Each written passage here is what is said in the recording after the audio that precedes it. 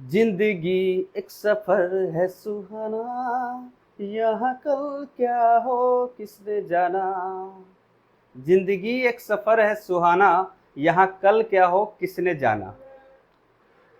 तो income tax act 1961 जो बहुत पुराना एक्ट है वो अब जाने वाला है और उसके जगह पे आने वाला है द डायरेक्ट टैक्स कोड 2025।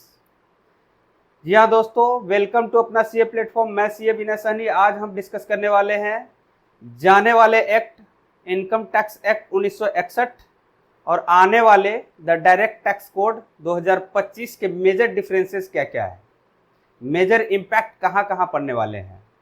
तो वीडियो के अंत तक बने रहिए और वीडियो पसंद आए तो लाइक और सब्सक्राइब करना बिल्कुल मत भूलिएगा। कोई भी चेंज आता है तो उसके पीछे कुछ न कुछ मोटिव होता है। वैसे तो परिवर्तन ही संसार का नियम है, change is the rule of world. लेकिन गवर्नमेंट अगर कोई चेंज लेके आती है तो उसके पीछे उनका कुछ न कुछ मोटिव होता है। अब देखते हैं डायरेक्ट टैक्स कोड के पीछे गवर्नमेंट का क्या मोटिव है। तो पहला मोटिव क्या है, सरकार कहती है कि हम लॉ को सिंप्लीफाई करना चाहते हैं। अब सिंप्लीफाई करने की बात आती है तो याद आ जाती है जीएसटी की, जो 2017 में आई थी। अभी तक ना तो टैक्स पेयर को क्लैरिटी मिली है और ना ही डिपार्टमेंट को क्लैरिटी मिली है। हर बात पे कुछ न कुछ लिटिगेशन आ ही जाता है, कोर्ट में लिटिगेशन का भरमार लग चुका है। तो चलिए अभी जीएसटी की बात नहीं करेंगे, अभी हम बात करेंगे डायरेक्ट टैक्स कोड 2025 की जो आने वाला है। तो सरकार ने बोला कि हम सिंप्लीफाई इस तरीके से करेंगे कि अभी जो एक्ट है उसके अंदर बहुत सारा प्रोविजो है, सेक्शन के अंदर बहुत सारा प्रोविजो है और बहुत सारा भर के एक्सप्लेनेशन है, इसलिए इसको समझने में बहुत दिक्कत होती है। तो हम क्या करेंगे ना, अब प्रोविजो हटा देंगे, कोई प्रोविजो नहीं रहेगा। नए वाला जो डायरेक्ट टैक्स कोड आएगा उसके अंदर कोई प्रोविजो नहीं रहेगा, कोई एक्सप्लेनेशन नहीं रहेगा। ठीक है।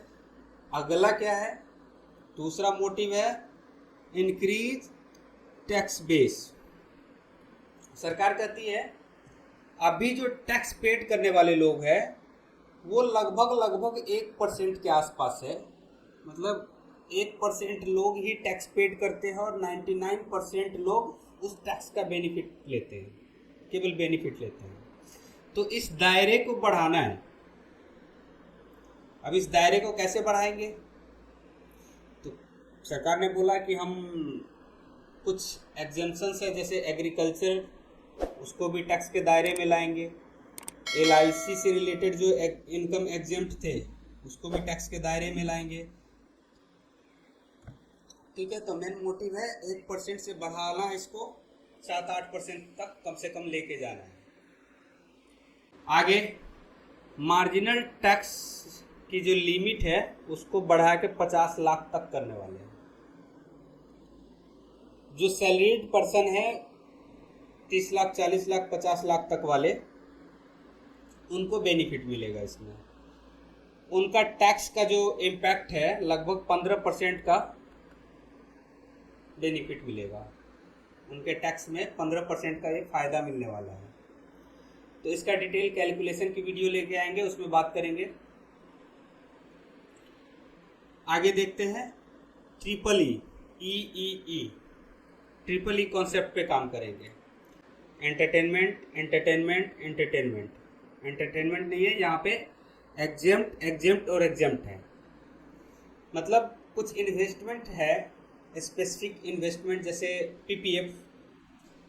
मतलब इन्वेस्टमेंट करने के टाइम पे जो इन्वेस्ट करते हैं उस पर भी टैक्स माफ़, उस पर जो रिटर्न आएगा उस पर भी टैक्स माफ़, और उसके बाद जब मैच्योरिटी होगा उसका, जब मैच्योर होगा, मैच्योरिटी के टाइम पे जो पैसे मिलेंगे उस पर भी टैक्स माफ़ हो जाएगा। मतलब ट्रिपल ई के कॉन्सेप्ट पे काम करेंगे।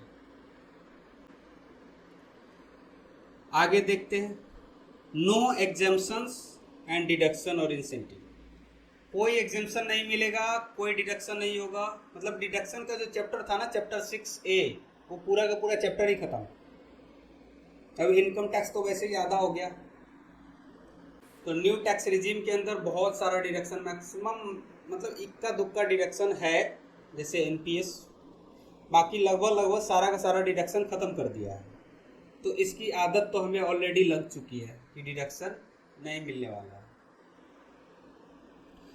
कुछ भी चेंज होता है ना तो सरकार धीरे धीरे आदत लगाती है, तो आदत हमें लगा रही थी 2-3 सालों से, 2-3 सालों से आदत लगा रही थी, अब पूरा का पूरा चेंज कर देगी। अब आगे देखिए, अगला मोटिव है, सरकार कहती है कि बहुत सारा क्रॉस रेफरेंस है इनकम टैक्स के अंदर। एक सेक्शन पढ़ो, उसमें लिखा रहता है कि हाँ दूसरे सेक्शन के हिसाब से, मतलब एक सेक्शन को समझने के लिए दूसरे सेक्शन को ही पढ़ना पड़ता है। तो जो नया कोड आने वाला है डायरेक्ट टैक्स कोड, उसके अंदर कोई क्रॉस रेफरेंस नहीं रहेगा। एक सेक्शन को समझना है, एक सेक्शन को ही पढ़ना पड़ेगा, क्रॉस रेफरेंस नहीं रहेगा।